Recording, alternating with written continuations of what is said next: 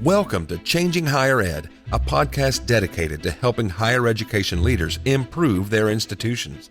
With your host, Dr. Drum McNaughton, CEO of The Change Leader, a consultancy that helps higher ed leaders holistically transform their institutions. Learn more at thechangeleader.com. Changing Higher Ed is sponsored by Blackbaud, the world's leading cloud software company powering social good. With their cloud solution for higher education, Blackbaud connects thousands of campuses worldwide. Visit blackbaud.com/highered to learn how they can help your institution deliver a better experience. And now, here's your host, Drum McNaughton. Thank you, David. Our special guest today is Dr. Scott Cowen, President Emeritus of Tulane University. Scott served as Tulane's 14th president for 16 years, and his name is synonymous with leadership during crises. You see, he shepherded New Orleans' recovery from Hurricane Katrina and led the efforts to transform Tulane, New Orleans' K-12 public schools, and its healthcare system. There are a lot of parallels between the massive recovery efforts that Scott and his team put in place in the aftermath of Katrina and what presidents are dealing with across the globe with the coronavirus pandemic. For one, there was no script or playbook. They needed to put their heads together and had to make it work. Scott, welcome back to the show. Great to see you again. Thanks, John. It's always good to be with you, even though I'm sorry it's these circumstances that brought us together. Absolutely. It's such an impact across the country and across the world. As events were starting to unfold, I started to draw some parallels between what you went through at Tulane as its president when Katrina hit and the aftermath and what's going on now. And if you could maybe talk to some of those things, because there are differences, but there are similarities as well. Yeah, let me talk about the differences first. When Hurricane Katrina happened, it happened on a very specific region of the United States. And the only people and organizations that were impacted were those in that region, most of it being in the state of Louisiana. So that's one big difference, because obviously we have the virus that's affecting not just the United States, but the entire globe. The second difference is about a week after the storm, or maybe 2 weeks after Hurricane Katrina, we were able to determine the physical damage that was done to our institution and to New Orleans. And then we had to put together a plan to remediate, renew our organizations and our city. And that took us many, many years. In fact, in the case of Tulane University and the other colleges and universities, I think it was a good 6 or 7 years before you really got back to normal operations because of just the physical damage and the reputational damage to Tulane and New Orleans because of the storm. So I think that's another difference. The third is that in the case of the coronavirus, really the duration of the crisis and the full impact is unfolding every single day. So you don't know when it's going to end, and you don't know how bad it's going to be. And that is also kicking off, if you will, a meltdown in the stock market at the same thing. We didn't have the stock market impact during Katrina. It occurred 3 years later when we had the recession. So those are the differences. What is the same is people are feeling very anxious. They feel scared. They don't feel safe. They don't know what the future holds. And those are all the same things. And of course, now the college campuses are closing and they're dispersing their faculty, staff, and students. And that has some similarity to what happened in Hurricane Katrina with us. Absolutely. And, we don't know what the impact is going to be. I'm an optimist, and I'm thinking that it's going to be no more than 3 to 4 months, and hopefully less than that. I agree with you. And if it's 3 to 4 months, there still will be impacts, especially if the market continues to, crater as it's doing right now. But I think they will be able to get back to normal operations in September when the university would start up anyway for the fall. That's what I'm hoping for. There will still be a lot of work to do thereafter because it will have an impact on everybody's finances, and they really have to be able to do a lot of planning right now about what those impacts will be and how they'll be able to take care of them. Absolutely. And so, what are some of the things that you would suggest that university presidents be doing right now to help mitigate the challenges that they're going through, as well as what they're going to face? I mean, you talk about planning, and if you don't plan, then you could be putting yourself in some significant challenges 3-6 months from now. Well, I think the first thing they're already doing, and that is the first and foremost thing is to make sure for the safety and welfare of faculty, staff, and students. And I think the universities are doing a very good job of that. So I think that is number one. Number two is focus on what you can control and then start doing scenario planning for everything you can't control. Now, let me give you an example. So what you can control is what the colleges and universities are doing right now, the closure of their campuses and putting everything online. They can control that, and they're doing a good job. What they can't control, quite honestly, is when they're going to reopen. They just simply don't know. They can't control right now what their financial impact will be. They just don't have enough information. So anything you can control, do it. Anything you can't control, you start working up work streams right now on each of those areas and start doing scenario planning about when you think if the university could open in 3 months, what does things look like? If it's 5 months, if it's 9 months. So that's the second thing they do. The third thing they have to do is to communicate like crazy. I mean, when people are anxious and they're nervous, they want information. And there has to be a rhythm to the communication. And they have to do two things. Give them a realistic view of what is happening right now, what they're working on, and give them some hope, but realistic hope. And you have to do that. And I mean that has to come from the president, from himself or herself, and then it has to come from the various functional areas of the university. So you need to have a very well-made communications plan for all your stakeholders, and you have to get a rhythm to it.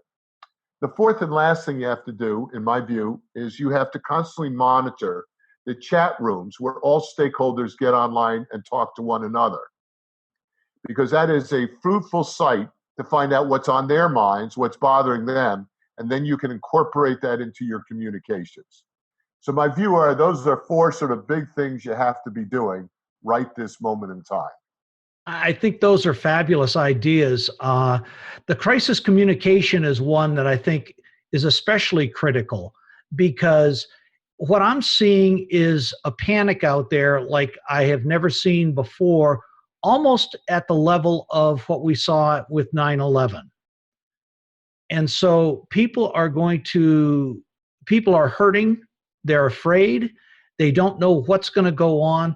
And at the helm, you have your board chair and your president of the university who should be working to calm students, faculty, employees' fears. Yeah, absolutely. And once again, they can do that. The technology allows them to do that right now very successfully with videos, with messaging, with having virtual town hall meetings, you name it. I'd use the entire array. We were even able to use the entire array, and that was 15 years ago. I would do it now. The other thing I would encourage all university presidents, because I've been watching a lot of these videos they're putting out, stop reading from a teleprompter. You can tell when someone's reading from a teleprompter versus when they're just talking. And if people want to know, want to feel what you're really feeling and how you express things. But when it comes across scripted, sometimes I think it loses some of that authenticity that you need at a time like this, where people want to connect to you personally because you're going through it. So if you make some mistakes, you make some mistakes. And you can have your talking points in front of you, but reading from a teleprompter or from some other screen, I don't think gets it, to be very honest with you. I think you're spot on with that. It's crazy. I see so many university presidents who rely on this nowadays, and it's like you're not giving a speech from the Oval Office. Exactly. People want to connect with you via their heart. Absolutely. Like we're talking to one another. Neither one of us have a script now, and it may not be perfect, but what you see is what you get. And people, I think, value that, especially in a time of crisis. Now, I would say the other thing, unlike perhaps others we've heard from at the federal level, is make sure you have your facts right. So, facts matter, data matter at this point in time, and making sure you know what is actually happening, what's going to happen, is important. It is okay to say to people, listen, we're dealing with these issues, and I don't have answers for all these issues today. But here's what I'm doing to get answers to those questions. Here's the time frame in which I think I'll have them answered, or I'll be able to provide more substantive information to you. As the saying goes, it takes years to build trust and only moments to lose it. Absolutely. And as your staff, your faculty, your students, they have to be able to trust you when you're in the hot seat. And it's okay not to have all the answers. That I agree with that, because they are looking for that empathetic person who is struggling a little bit themselves as they talk about it. But that's okay, because we're all, we all have the issues we have to deal with personally. So scenario planning is very, very smart thing to do. My experience is most institutions do not do good risk planning or scenario planning. You're laughing, so I think there may be some agreement here. Yeah, because I've been asked this question quite a bit. So when Hurricane Katrina happened, I think everybody went back to the risk enterprise programs and began to say, well, what if an event happened like a hurricane? What would happen if there was a shooter? And I think they began to, if you will, be much more serious about risk enterprise management. But I'm betting nobody, and I would put myself in this category, had in the air a pandemic. I bet you no one did. And we just didn't think about it. And now, of course, it's happened. And they're doing it on the fly, which, is what I did with Hurricane Katrina and their chart. So to answer your question, is everybody after this now is going to go back and look at their risk enterprise management programs and say, put the pandemic there. And is there anything else we should be putting that we haven't thought about? But I doubt that anyone had prepared for a pandemic. I think you're probably right, but my experience is most institutions don't do this type of planning, even with how do you predict a black swan event? You really don't. Well, it's interesting. To be honest, I don't have data to suggest that they do or they don't. There's been a lot written over the last 15 years on it. Let's put it this way, in higher ed. Mm-hmm. So you would hope that, a lot of had heeded that advice they've gotten. But you're right. I can't tell you of the 4,000 colleges and universities or whatever the number is, how many actually did it. But after this event, my guess is a lot more will be doing it. I suspect you're right. One of the challenges that I am kind of prognosticating is in student recruitment. We've already seen things out there that the traditional May 1st, get your deposit in to hold your spot, is getting pushed. What are some of the things that institutions need to be thinking about to make sure those classes are going to be filled for the next term? Yeah, first of all, that's a very astute question, and I'll tell you my experience, and then I'll answer your question about what they should be doing. When we reopened in January of 2006, we were very pleased that about 85% of our undergraduates came back. That was much higher than we thought, and the same percentage of graduate students. What we had not anticipated was what would happen the next fall. And the next fall, rather than having an entering class of 1,600, we had an entering class of 860. And it took us, I think, 6 years to rebuild that population. And because they're there for 4 years, the impact that has on your budget and everything else you do. Now, I don't think it will be as severe an issue now, but it will be an issue, because people will begin to say, well, maybe I should stay home closer to home than rather go away. Maybe, what it is, given the meltdown of the stock market and how everybody's feeling, maybe I shouldn't go to the expensive private school. Maybe I should go to the public school. Or maybe I should wait another few months and take a gap year and make sure this is all settled out.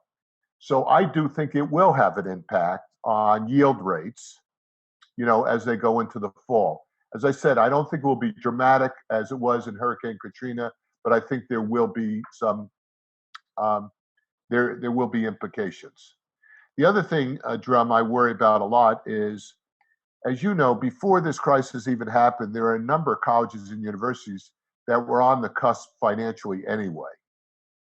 This could accelerate, quite honestly, their demise. And so I would be very worried if I was already on the edge financially, this could do you in. And I'd be doing some serious thinking now about the future. Yeah, I would be, I'm suggesting to those institutions who are on the cusp, who do not have a good, solid endowment that they can tap into, because this is a perfect rainy day fund for what's going on.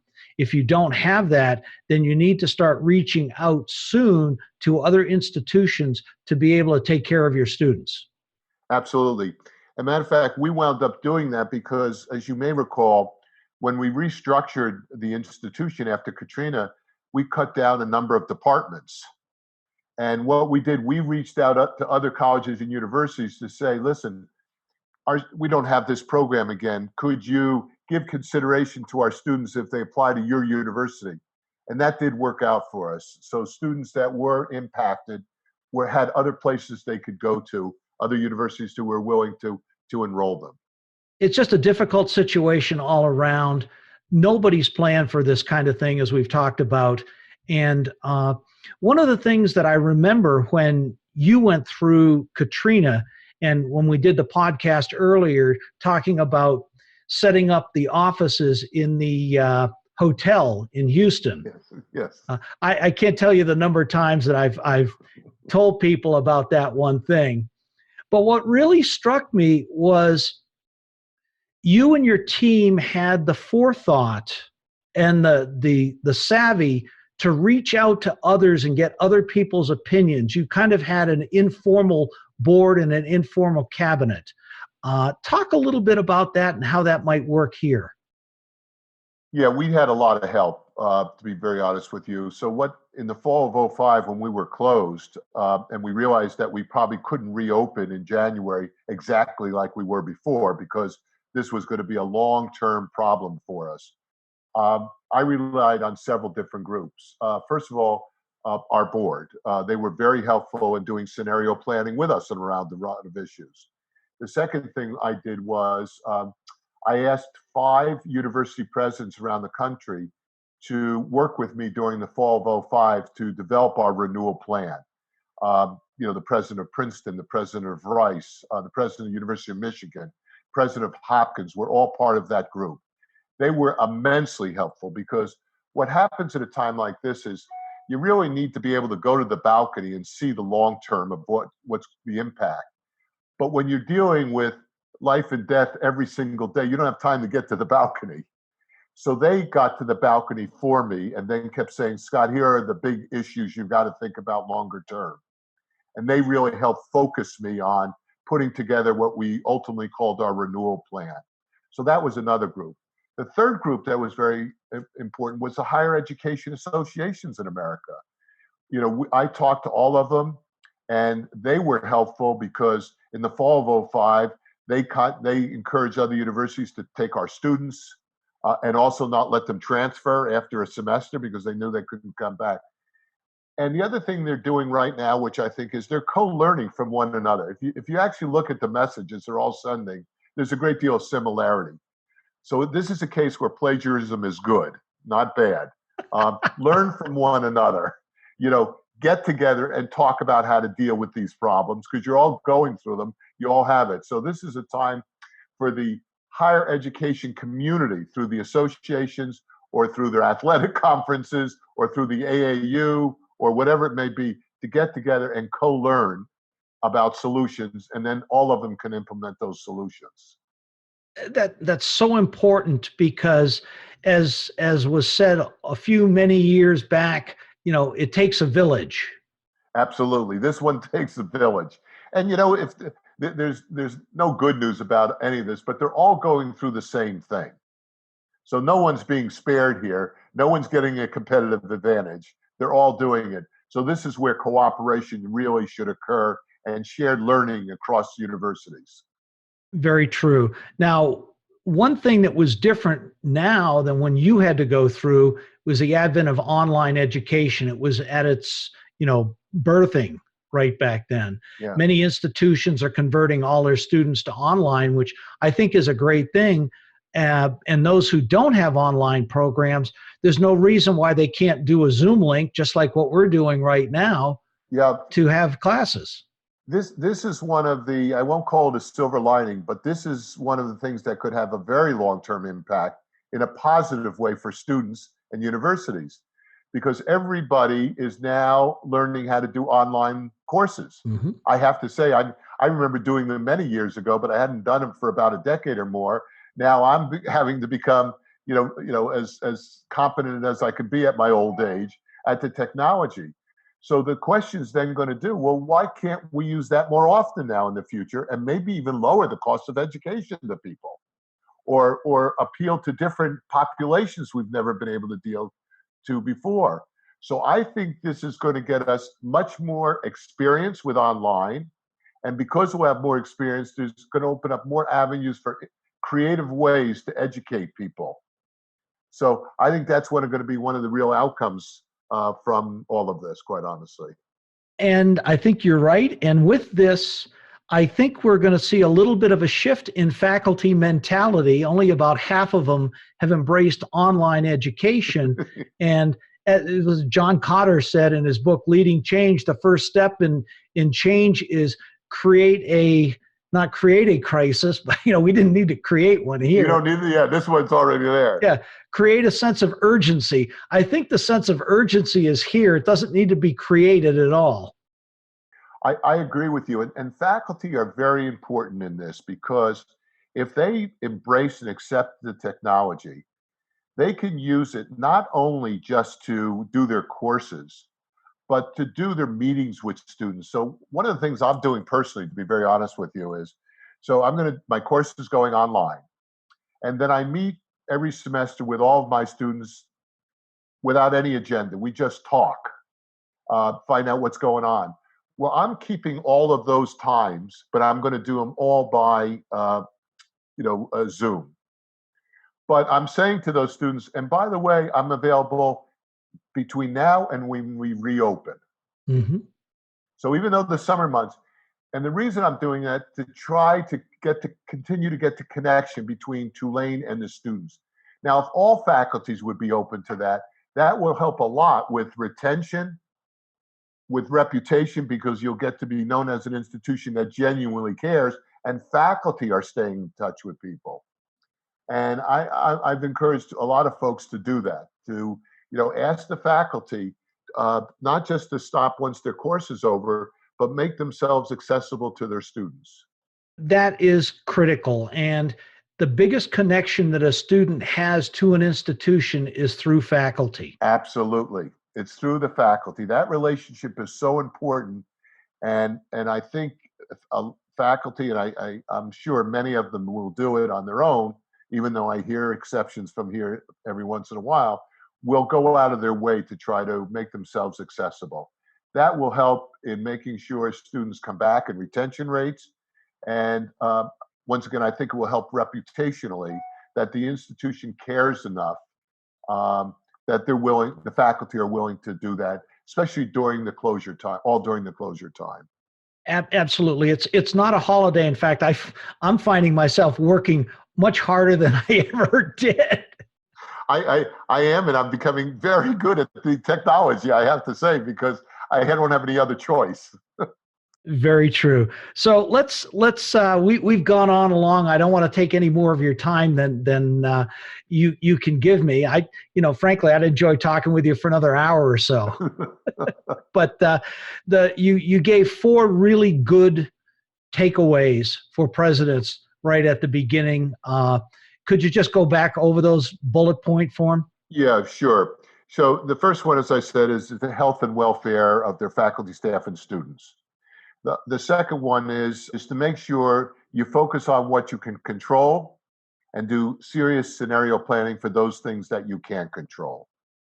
The third thing is to really have a very robust communication plan that addresses all of your stakeholders and has a rhythm to it that they can count on, because people want to know when you are going to communicate, a rhythm to it to help them deal with stress and anxiety they have. And then the fourth one is follow chat rooms wherever your stakeholders gather on the web, on the internet. Follow those rooms and to hear what they're saying, what they're doing, so you can address it when you do your messaging. Those are the things that I think are very, very important. Great. Thank you. And as we always wrap up, what's next for you, Scott? I've got your book here. I'm going through it. I thoroughly enjoy it. You want to give a plug for it again? Sure. Winnebago's on Wednesday, about how we can transform higher education. Actually, right now it's probably as relevant as it's ever been, because there's a lot of good nuggets from other universities about what they're doing to transform. This is a time to think about, hey, listen, out of every disaster, I think we have an obligation to make things even better afterwards. And this tragedy, also there will be learnings from it.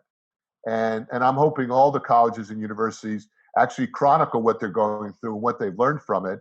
So God forbid, if there's another pandemic, which there will be sometime in the future, that crisis, they'll know how to handle it. So, my view of this is that you tell people what's happening, you tell them truthfully and with transparency, but there's always a pathway for hope. And you try to, give them some insight about what that hope in that pathway looks like at a time like this. Very true. Well, Scott, thank you so much for being on the show. It's great to chat with you again. I look forward to the next time. Yeah, thanks, Drum. Thanks for listening this week.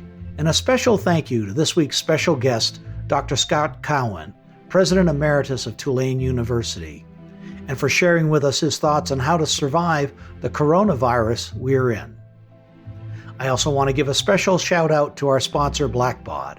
Visit blackbaud.com/highered to learn about their cloud fundraising, accounting, education management, scholarship, and analytic solutions that are powering some of higher ed's top institutions. Our next guest is Bridget Burns, CEO of the University Innovation Alliance, a consortium of higher ed institutions who are leading the way in reinventing higher ed to expand access, address costs, and promote completion for students of all backgrounds.